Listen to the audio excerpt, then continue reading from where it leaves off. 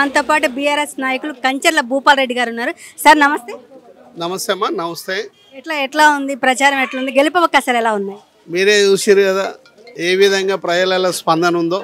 మీరు అందరి ఇల్లు చూసిండ్రు, మహిళల ఇల్లు చూసిండ్రు, మైనార్టీస్ల ఇల్లు చూసిండ్రు, హిందువుల ఇల్లు చూసిండ్రు, క్రైస్తవుల ఇల్లు చూసిండ్రు.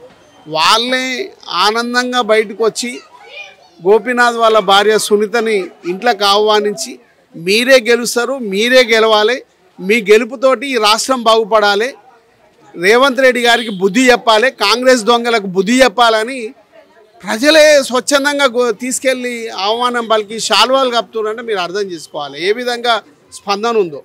ఓకే, ఇది దురదృష్టమైనటువంటి ఎన్నిక. గోపీనాథ్ గారు మన మధ్యలో లేకుండా చనిపోవడం అనేది చాలా బాధాకరం.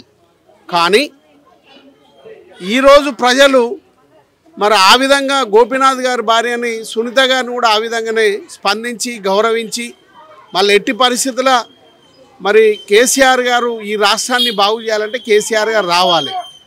మరి ఈ అవకాశాన్ని ప్రజలకు చూపించాలంటే ఈ ఉప ఎన్నిక ద్వారా 4 కోట్ల మంది ఎదురు చూస్తున్నారు కాంగ్రెస్ వాళ్ళకు బుద్ధి చెప్పాలని. ఆ బుద్ధి చెప్పాలంటే ఈ 4 లక్షల మందికి అవకాశం ఉంది.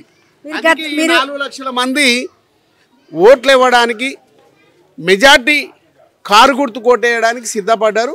ఎవరిని చూసినా ఎవరిని అడిగినా కారు గుర్తే, కారే గెలవాలి, కేసీఆరే రావాలనే ఆలోచనతో ఇలా ప్రజలు ఉన్నారు.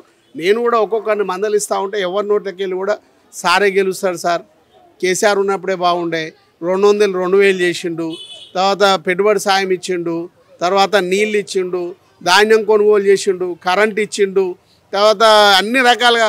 అంటే ఈ హైదరాబాద్ వాళ్ళే ఊర్ల గురించి చెప్తారు అంటే ఏ విధమైనటువంటి స్పందన ఉందో ఒకసారి ఆలోచన చేయాలి. వాళ్ళకు కూడా చాలా కేసీఆర్ వస్తేనే బాగుండు అనేది ప్రజల దృష్టిలో ఉంది. మంచి మెజార్టీతోటి మాగంటి సునీత గారు గెలవబోతున్నారు.